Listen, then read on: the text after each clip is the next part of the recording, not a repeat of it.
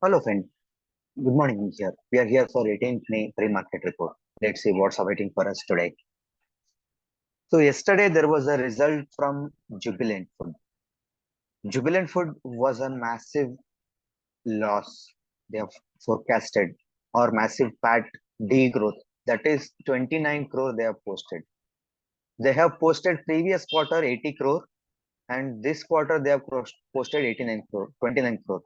Last September, if you see, they have posted a 132, whereas it went up to 600 crossing. It was crossed almost 600.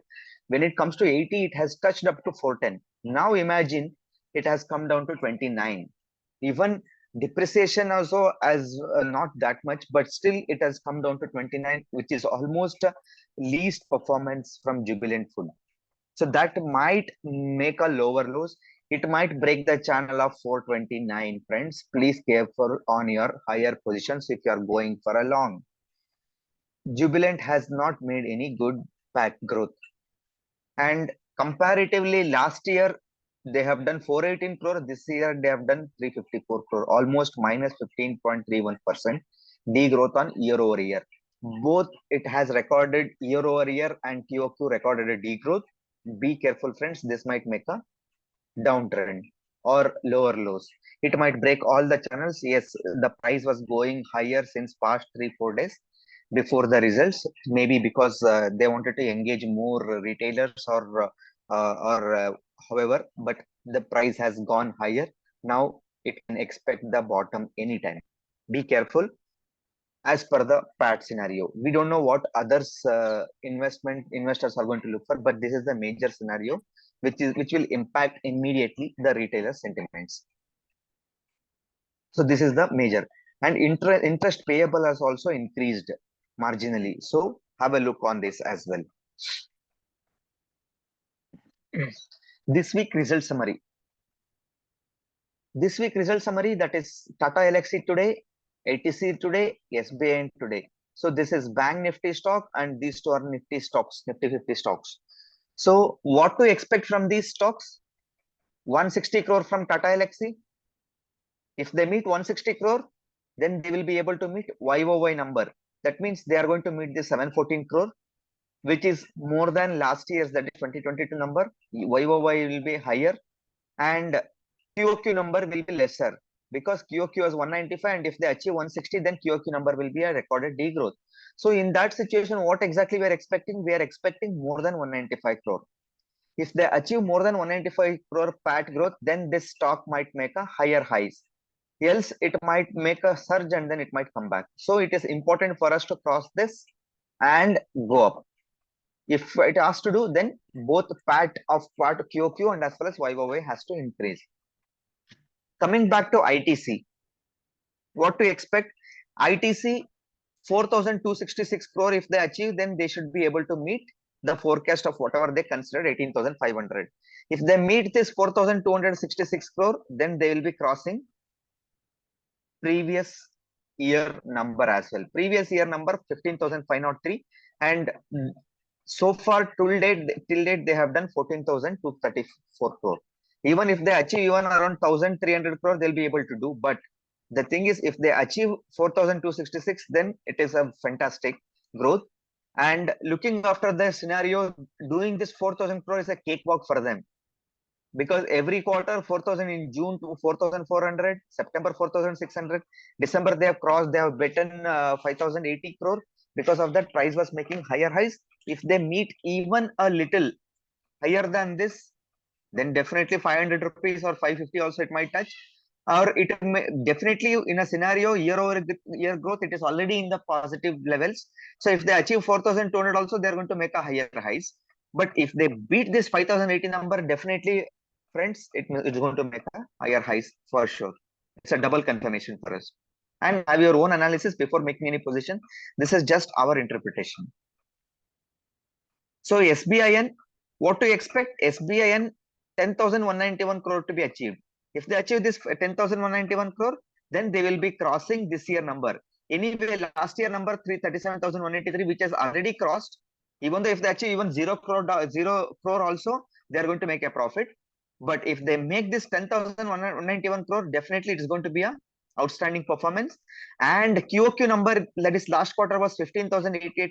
If they cross this number, definitely SBI might touch 600 or 700 also. The possibilities are there because of this growth. Let us see what SBI is going to post the results today. All these three are the big results today. So waiting, Nifty and Bank Nifty are waiting for these big stocks result. After this, Nifty might take a correction. Friends, wait for these results. After this, it might take a correction. So JSW Steel, last year it was showing 20,938, and this year suddenly they are dropping to 3,343. And last quarter, if you are seeing the scenario, they have achieved only 398 crores. They are nowhere near to the forecast, that is 3,741. Still, if they are achieving this 3,741 crore profits PAT, then friends, at least they have met the forecast like that. Stock might make at least a channel between that. Otherwise, to meet the PE ratio and EPS balancing, the stock might make a lower lows. So it is important for us to observe whether are they going to meet this number, point number one. If not, what is the new number? Based upon that also, stock is going to get a bigger corrections to balance that PE ratio and EPS. So 18th May macroeconomic events. Today there is no macroeconomic events. Tomorrow there is a macroeconomic events of deposit growth, bank loan growth, and forex reserves. Forex reserves anyway frequencies every week. So deposit growth and bank loan growth. Bank loan growth means increased bank loan growth can be a sign of economic expansion, and increased loan growth can be a positive indicator of strong earnings. This is a economic growth. This might an impact, or a partially it might an impact on Bank Nifty and Nifty as well. So this is also one of the feature. And deposit growth. A high deposit growth rate indicates an increase in consumer spending and investment, which leads to economic growth. So high deposit growth indicates increase in consumer spending and investment, which leads to economic growth. So these both parameters are important for Bank Nifty. Partially, not 100%. There are even many other parameters which will influence, but these two parameters also partially influence Nifty and Bank Nifty. So please keep a tab on this results. So global index performance, SGX Nifty is 34.5. It's already up scenario. Dow Jones is positive. Global performance is global index also showing positive. Nasdaq is positive. S&P 500 is positive. Nikkei is positive as a short-term positive for Japan side. Crude oil is also positive. Gold is negative, minus 102. Though it is looks like a flat. Yesterday it was almost around 800 points. Now let's see how exactly it's going to perform. But gold is so far is minus 100, and USD it is 0.17. It's a flat we can call. Nifty 50, 18,181 yesterday's close. 18,357 what we are seeing at the resistance. 18,004 is the support.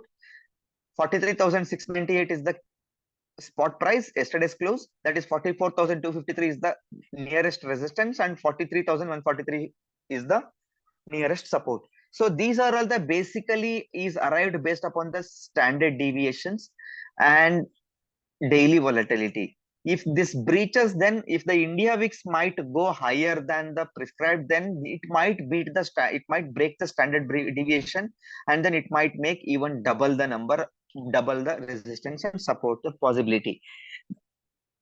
Okay, so global performance is good. So Nifty might perform good in a positive direction. Let's hope how exactly it behaves with a global performance. So now we have one more step deeper analysis on Nifty. What exactly we have done? Nifty, we have taken last 6 months performance. In that last 6 months performance, if we see, Nifty is almost about to make a piercing pattern. Still 2 days are left, that is today and tomorrow, to complete this candle. As this is a weekly, let us wait for weekly candle closure. If this happens, then it is a reversal piercing. Last time piercing pattern, market has fell this level. Again this time it is forming a piercing pattern. It might fall till here and then bounce back, or it might fall even more. So the scenario is point number one, last time also piercing pattern, this time also piercing pattern, about to close. And in the long term, it is a double top. And if this breaks next week onwards, it might go little higher for the entry for sellers, and then it will start falling. So maybe if everything as per the assumptions or interpretations, from next Tuesday or Wednesday onwards, stock might fall.